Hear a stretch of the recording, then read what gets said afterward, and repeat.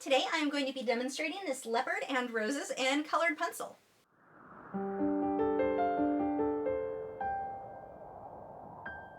Hi, I'm Lisa, the artist behind Lachri Fine Art. For today's tutorial, I am drawing this leopard. My reference photo comes from wildlifereferencephotos.com, along with some roses. I had a request for some flowers and colored pencil recently, so I just figured I'd kill two birds with one stone and combine the two. I have used Faber Castell Polychromos colored pencil and Luminance from Caran.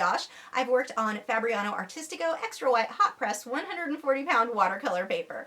I did airbrush my background. I used masking fluid and frisket to protect my subject. And I do have a video showing you guys exactly how I use that. If you are supporters over on Patreon, I have a 2-hour version of this tutorial available for you guys now, so make sure to head over and check that out. Now on to the tutorial.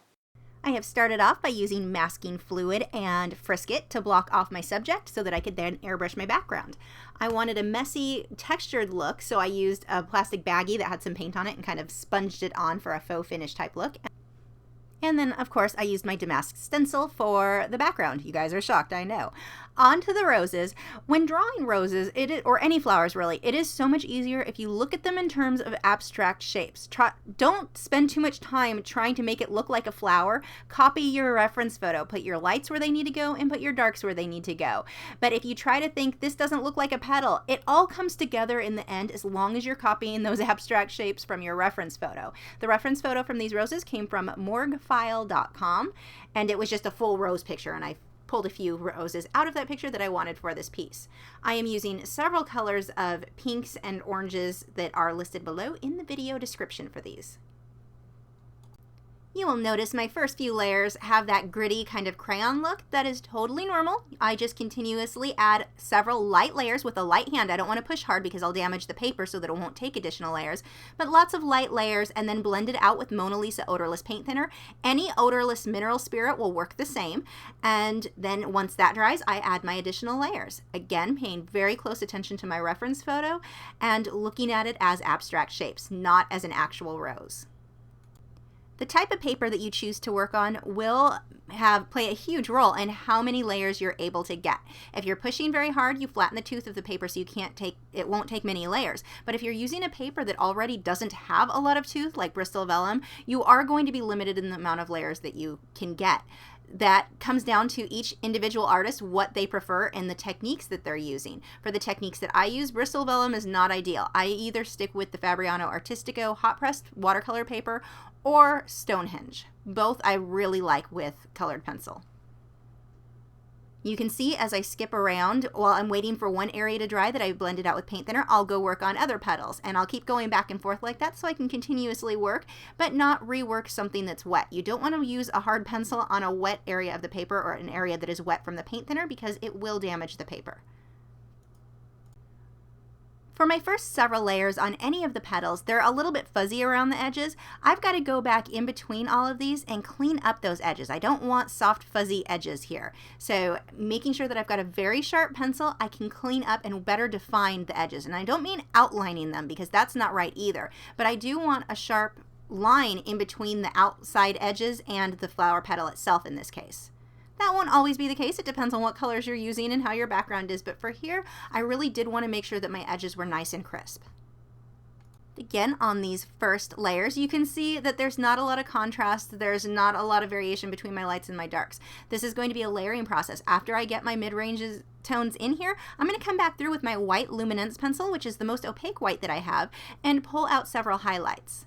When I use the white Luminance pencil, I usually do add more pressure than I do with all of my other pencils. I'm pretty much burnishing at that point. So I save that for my last layers because I know I am going to flatten the tooth of the paper. So you can see there how it pulls everything out really nicely and I get that great contrast. Onto the leopard, I am loosely blocking in the general areas where I want my lights and my darks. I don't worry too much about the color being perfect or exact. As long as my light areas are where they should be and my dark areas are where they should be, I'm okay. Once I start working into details, I've really got to watch the direction of any of my pencil marks so that they follow the direction of the fur. You don't want a bunch of random lines all over the place because that won't have a natural, realistic look. I'm keeping my earlier layers very soft, blending it out with paint thinner, and then I come back on top with a pencil to better define any of the actual strokes or pencil marks that I want for the fur. And I skip around. I'm working on the second ear now while the first one dries. Once that dries, I can go back on top with detail. It does not take very long for each layer of paint thinner to dry. The more paint thinner on your brush, the longer it will take. If there's a very small amount, it's only going to take about 30 seconds. If you've got a lot, it might take a couple of minutes. I actually do have a video showing you how I use paint thinner or burnishing for blending, and a little card will pop up and take you to that if you want to check that out. Now for my base layers of the leopard's fur, I've blocked in where my black spots are going to go, just very lightly, and then I blocked in where all of the lighter fur is going to go. Notice that I didn't just find one perfect color. There's lots of colors in here, reddish browns, tans, oranges, tons of colors all move together or work together to create dimension and depth in the piece. If I use one color, it's going to look very, very flat. So it's going to take lots of colors, and I've got to pay attention to my reference photo to make sure I'm putting the darks where they need to go and the lights where they need to go. But I'm starting a little bit darker than I'm going to need to be so that I can come on top once that's all blended out with the Caran Luminance White pencil to create the brush strokes or the pencil lines for the fur. You can see that white shows up so nicely against those dark areas. When I do that white fur, I've got to make sure that I am moving that pencil in the right direction. I have to follow the direction of the fur. I can't just put a bunch of random lines all over the place or it will look completely wrong. Now, if I had not gotten the first layers of fur dark enough, that white, not only it wouldn't have shown up, but then even if it did show up, the whole area would be way too light. So I have to balance out how dark that first layer needs to be, knowing that it's going to get lightened up as much as it will when I come on top with the white luminance. As I move on to the eye, there are two things that you really want to pay attention to. One, the black that I'm using is a very, very sharp Polychromos to make sure that I get all of that detail nice and clean. The second thing is that I've got a much darker gray on the upper side of the eye, right under the upper eyelid, and then it lightens up towards the bottom. Most animals and people are going to fade this way. Dark on the top, light on the bottom. If you miss that, the animal looks like, or even the person will look like it's staring at you really weird. So you want to make sure that you're getting those shadows in there right. Watch your reference photo. Different lighting will affect that slightly, or the shape of the animal's head. But more often than not, having the light on top and the light on the bottom and the dark on top will be the case. As I move onto the bridge of the nose, you can see that the pencil lines get a lot shorter. The fur here is very short, very sleek, so I don't want a lot of long lines here or it's going to look too fluffy. Again, watch your reference photo. For the nose, this is another area that I need to pay close attention to my reference photo on. The inside of the nose is not just solid black. There was a lighter area inside of there, and I need to make sure that I get that so that it doesn't look flat. For the side of the face, I'm doing this just like I did the top of the head, where I'm layering in my darks and lights with the tans and reddish brown colors, blending that out with paint thinner. Make sure I get that dark enough. I will do several layers until I lose that grainy, gritty feel. Once I've got my color on there, and again, using a very light hand, I go back on top with the white luminance pencil to really pull out all of those little hairs. Now, one of the things that you don't really see on this video because it does move so fast is I had taken a white luminance pencil and drawn in the whiskers first. I used a heavy hand, flattened the tooth of the paper a bit so that more color won't stick well. So later on, when I finish the piece, I can either use an ink eraser and lift some of the color off and then put white over it. I can use Scotch Magic tape. I have a video showing how to do that to pull off some of the color. So again, I'm back to the whiter color. Or I can just go on top directly with the luminance, but it's so well protected by having put the white down first. So anywhere that I need to stay really, really white, I will always put that white luminance pencil down before I do anything else. Now I am loosely blocking in where, again, my tan and brown colors go. I've sketched in where all of my black spots are going to go as well.